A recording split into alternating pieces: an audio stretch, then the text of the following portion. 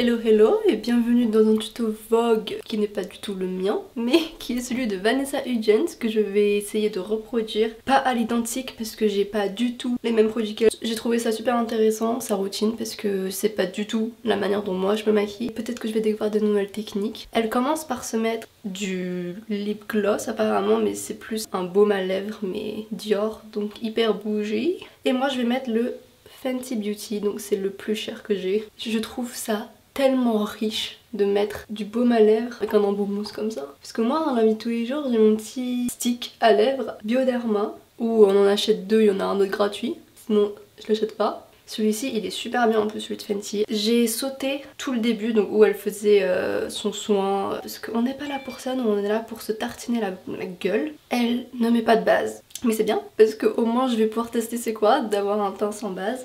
Elle commence par le concealer, elle utilise le Rare Beauty que je n'ai pas. Donc moi je vais utiliser le Can't Stop Won't Stop de chez NYX en teinte médium olive que j'ai fini. Donc il me reste vraiment plus beaucoup, là je vais juste racler un peu le fond. Elle le met ici et après elle le descend autour de sa bouche et elle remonte. Et après elle en met sur son front. Et après elle utilise un pinceau pour l'estomper. Donc moi j'utilise le Make Me Blush, donc fait pour le blush. Bref, je ne respecte jamais. En plus, c'est hyper nouveau pour moi de commencer déjà sans base et par du correcteur, parce que moi normalement je mets mon fond de teint directement. Ça fait chose que je ne fais jamais, appuyer et étaler. Après elle va prendre un fond de teint en poudre je pense, je l'ai jamais testé, c'est le Bare Minerals, mais je ne l'ai pas. Et je n'ai pas de fond de teint en poudre donc je vais en piquer un à ma mère. Je sais même pas si c'est un fond de teint en poudre, il y a moyen que ce soit juste une poudre de finition. C'est un de Beauté de Causer, je ne connais pas du tout cette marque. Je ne sais même pas si on peut encore la retrouver. Bon là je suis vraiment curieuse de savoir ce que ça va donner parce que je n'ai jamais fait ça, jamais utilisé de fond de teint en poudre. Même si ça se trouve ce n'est vraiment pas un fond de teint en poudre. Donc elle ce qu'elle fait c'est qu'elle commence par faire des gestes circulaires comme ceci.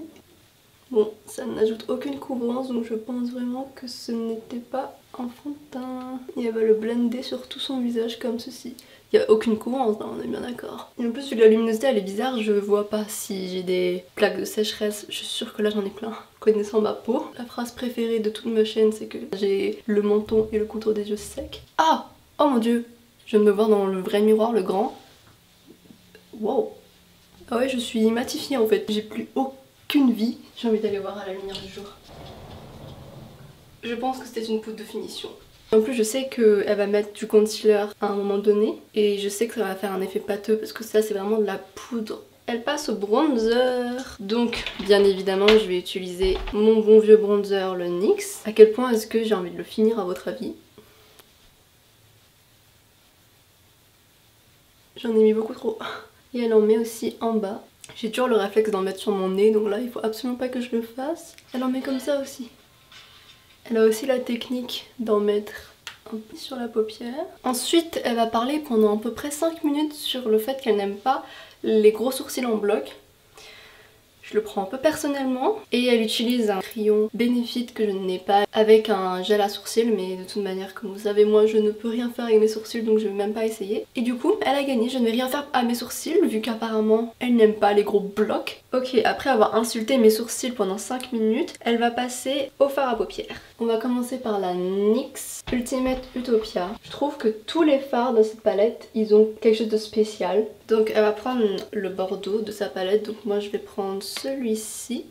Elle utilise un pinceau hyper fluffy donc je vais utiliser le 228 de chez Zoeva. Je sais pas si c'est son fard ou sa manière de l'utiliser mais ils ont pas l'air très pigmentés. Après c'est joli, moi j'ai rien contre les fards pas trop pigmentés parce que je trouve que ça peut faire un effet super beau. Un effet bien fondu au maquillage sans qu'il y ait de barres ou quoi. Et elle le met sur toute sa paupière. Ah bah j'ai beaucoup trop de matière sur mon pinceau. Ah mais j'en ai vraiment beaucoup trop mis comparé à elle. Oh non! Pour une fois qu'on est dégoûté d'avoir des pigments dans une palette. Ok, j'ai essayé de minimiser la pigmentation, ça n'a pas fonctionné. Elle va prendre un pinceau plus petit, donc moi j'en ai un de chez Sozu by Susan Jackson, ils sont vraiment pas mal. Du coup je vais reprendre la même couleur que je vais mettre en dessous au niveau du ras de cils comme elle. Et elle a dit qu'elle l'étire un petit peu plus vers l'extérieur. En plus là c'est pigmenté alors que j'ai pas mis de base à paupières.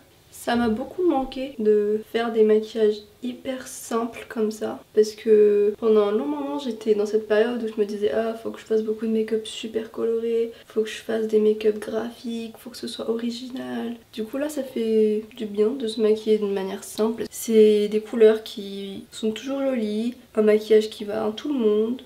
Après elle va highlighter son arcade sourcilière. Pour ça je vais passer à une autre palette, c'est la Morphe 9B Bronze Babe. Et je vais utiliser la teinte Sunny's. Oh non, c'est le moment où elle passe au concealer que non seulement elle applique avec ses doigts, mais qu'en plus elle fait après avoir fait son ras de cils. Je ne comprends pas ça. Je vais en mettre un petit peu ici. Elle, j'ai vu qu'elle utilisait le Bright Fix, enfin je pense que c'est le Bright Fix de Fenty Beauty. Moi je vais utiliser du coup, comme d'habitude, le correcteur de Chanel. J'allais chercher un pinceau mais en fait non, je dois le faire avec les doigts. Bon, elle fait ça. Ah, c'est bizarre. Oh, c'est tout doux. Et après elle part en haut. Oh oh, non mais je vais en mettre partout. C'est pas possible d'éviter son ras de cils. Pourquoi se casser la tête à faire ça après? On aurait pu le faire avant les yeux. Mais je tiens à dire que le concealer il est super doux parce que c'est une texture mousse. Ça fait 4 ans qu'on me rappelle d'aller déposer un collier vintage qui a été acheté hier, laissez-moi tranquille. Ok, au moins j'ai l'impression que ça s'est bien estompé malgré en plus la poudre en dessous. Bon, désolée, je suis obligée de repasser avec ça ici. Ok. Oh. Ok, elle va utiliser un blush en poudre. Je vais utiliser dans la palette Linda Albert la teinte Pinwheel. Donc elle en met beaucoup et elle le met vraiment ici. Là vraiment cette luminosité c'est un cache-misère parce que je suis sûre que quand je vais sortir au soleil je vais être choquée de mon maquillage. J'avais pas vu qu'elle faisait ça, mais elle en met sur son nez. J'ai pas à combattre tous mes instincts au final. Et étonnamment, elle en met aussi sur sa paupière. Et ce que j'aime beaucoup avec les vidéos Vogue, c'est que j'ai remarqué que les célébrités, enfin pas toutes, mais beaucoup, faisaient un peu leur maquillage dans un ordre très aléatoire. Et j'aime beaucoup parce que moi dans mon esprit j'étais plus en mode technique. Et là c'est bien aussi de laisser libre cours à ses envies. J'ai vraiment un esprit logique qui fonctionne juste en mode tu mets ton fond de teint, ton concealer avant de faire quoi que ce soit, sinon ça marchera pas. Alors qu'en fait au final c'est la même chose. Et en plus c'est vrai que quand je sors dehors, le concealer rentre dans les plis de mon ras de cils, donc ça peut faire un effet dégueu, alors que là vu que j'ai mis le concealer sous mes plis, bah au final ça va pas trop filer. En fait peut-être que c'est une super technique pour moi. Ensuite elle va utiliser un highlighter liquide. J'ai celui de chez Kiko, le Glow Fusion, c'est la teinte 03. Elle en met évidemment ici, sur son nez, ici. Oh je pense que j'en ai mis beaucoup trop. Dans son coin interne. Et elle va le mélanger avec un pinceau, donc évidemment je vais utiliser mon pinceau dégueulasse avec lequel j'ai mis le bronzer et le blush. J'ai vu qu'elle quand il y avait des traces, elle me passait avec son doigt et après ça donnait un effet super beau. Alors que moi quand je fais ça, ça fait bouger tout mon fond de teint. Je sens que ça va me sécher sur ma bouche là, oh mon dieu j'en ai mis trop. Et pour le nez elle monte comme ça. Bon ça je sais pas comment est-ce qu'elle a étalé, parce que je pense pas qu'avec un gros pinceau comme ça on puisse, donc je vais le faire au doigt. Elle va en reprendre pour en mettre sur sa paupière mobile. Oh je pense que j'en ai mis beaucoup trop des deux côtés. Ah c'est tellement relaxant de suivre un tuto parce que normalement je dois toujours réfléchir à ce que je vais faire après. Pas besoin, elle me dit tout. Ça c'est incroyable, je pense que je vais faire ça très souvent maintenant. Préparez-vous à une tonne de vidéos où je suis des tutos. Donc je vais me laver les mains parce que là ça me dégoûte. Voilà. Un autre exemple d'ordre très random, c'est qu'elle va passer à son liner pour les lèvres alors que je sais qu'elle a pas fini les yeux parce qu'elle va y revenir. Et je fais jamais ce truc de je finis pas mes yeux et après je passe à autre chose. Donc c'est toujours carré, je dois finir telle ou telle chose avant de passer à l'autre. Mais c'est frustrant des fois de vivre comme ça. Alors elle utilise un crayon marron, moi j'en ai un de chez Beau Green. Donc c'est la teinte 01 brun. Et c'est un crayon pour les lèvres et pour les yeux. Et elle a dit qu'elle aime beaucoup overliner. Après je trouve qu'elle a pas trop overliné. Voilà, j'ai l'impression que j'en ai fait beaucoup plus qu'elle, mais c'est pas grave. Ensuite, elle va utiliser un rouge à lèvres MAC que je n'ai pas, évidemment. Donc moi, je vais utiliser le NYX Suede en teinte La La Land. C'est pas vraiment la couleur que elle utilise, parce que elle, c'est plutôt un prune. Je n'avais pas de prune, en tout cas pas un rouge à lèvres stick. J'ai dépassé partout alors que j'ai mis un crayon. C'est fou. Donc là, ce qu'elle fait, c'est qu'elle va prendre son doigt, prendre un peu de son rouge à lèvres et en mettre sur ses joues pour faire un blush. Oh j'adore. Et là, étonnamment, peut-être qu'encore une fois c'est la luminosité, mais j'ai l'impression que mon maquillage est bien fondu ensemble alors que j'ai commencé par mettre de la poudre de finition, hein, je tiens à le repréciser. Ensuite elle va prendre le marron de sa palette, donc moi je vais utiliser la Morphe à nouveau. Et je vais prendre la teinte Now Boarding et elle vient le mettre dans son creux. C'est encore une fois beaucoup trop pigmenté. Et elle en met aussi en bas. Bon, je suis un peu frustrée parce qu'elle n'a pas les deux grosses lignes ici en haut sur son creux. Et moi j'arrive pas à faire en sorte que la barre s'enlève. En plus elle dit qu'elle n'arrive pas à faire en sorte que son maquillage soit hyper intense. Et elle a toujours l'air naturelle. Et bah moi j'aimerais bien avoir son talent. Pour ajouter du drama, elle va venir prendre un Pomono Nars. C'est un fard un peu chunky avec des paillettes. Je vais utiliser ma palette Ultimate Utopia. Parce que cette palette a des fards un peu chunky pailletés. Bon, c'est pas du tout la couleur qu'elle a utilisée, elle a utilisé plutôt un beige. Je vais utiliser celui-ci, c'est un argenté, lui.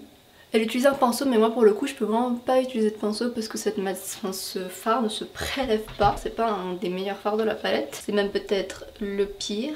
Après elle va passer à l'eyeliner. Ah, ça va être chaud de faire ça en vidéo. Je vais utiliser le Epic Ink Liner de chez NYX qui est un super eyeliner feutre. Elle couvre pas tout son œil quand elle fait l'eyeliner, elle va jusqu'à la moitié de son œil. Et elle commence par l'extérieur. Normalement je commence toujours par l'intérieur et je vais vers l'extérieur. Elle va utiliser un coton-tige après, moi j'ai pas envie d'utiliser un coton-tige parce que c'est gâcher un coton-tige pour rien. Je vais utiliser mon ongle pour étirer l'eyeliner. D'accord, là les deux eyeliners n'ont rien à voir. Alors pour le mascara, moi je vais utiliser le Lash Paradise de chez L'Oréal qui est mon mascara préféré. La brosse est comme ceci et comparée à l'autre, elle ne fait pas mal sa mère. Et évidemment je me suis recourbée les cils avant. Elle passe à l'highlighter. Pour ça je vais encore une fois utiliser la palette Linda Albert, donc c'est la Infinity Palette. Parce qu'elle utilise un blanc, donc c'est celui de Fenty. Je vais utiliser le blanc ici. Ouh, oh mon dieu. Oh. Ok, après elle reprend sa poudre fond de teint, donc je vais reprendre ma poudre de finition. Elle dit qu'elle a un bouton, donc elle va le couvrir avec le freck en teinte noire, donc je n'ai pas le freck en n'importe quelle teinte. Je vais juste utiliser mon eyeliner en NYX et je vais me créer un faux grain de beauté comme elle. Je l'ai vraiment fait petit, j'avoue, j'ai pas de couilles. Bon, je vais l'agrandir.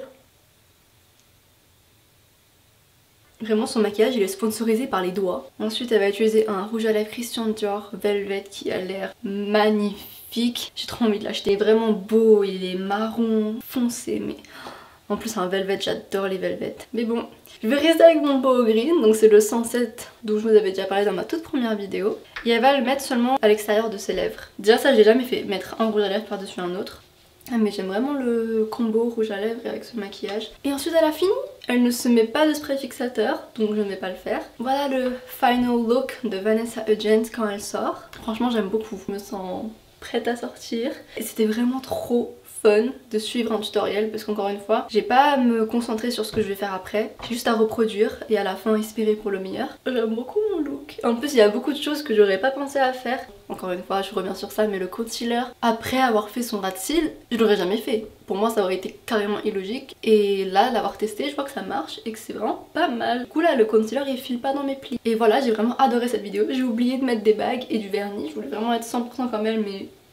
Je vais peut-être revenir un jour avec une autre vidéo comme ça, même c'est sûr, parce que j'ai adoré. Je pense que je sais déjà qui je vais faire. Bah je vous retrouve pour ma vidéo la semaine prochaine. Et spoil, je pense qu'elle sera sur les produits les plus versatiles que j'ai. La vidéo de Vanessa Hudgens était une bonne transition parce qu'elle a beaucoup de produits qu'elle utilise pour pas seulement leur utilisation primaire. Donc par exemple, elle a dit qu'elle adorait mettre tous ses produits partout. Donc son blush, elle le met sur ses yeux, son highlighter liquide, elle le met sur ses yeux. Donc ce sera la prochaine vidéo. À la semaine prochaine du coup.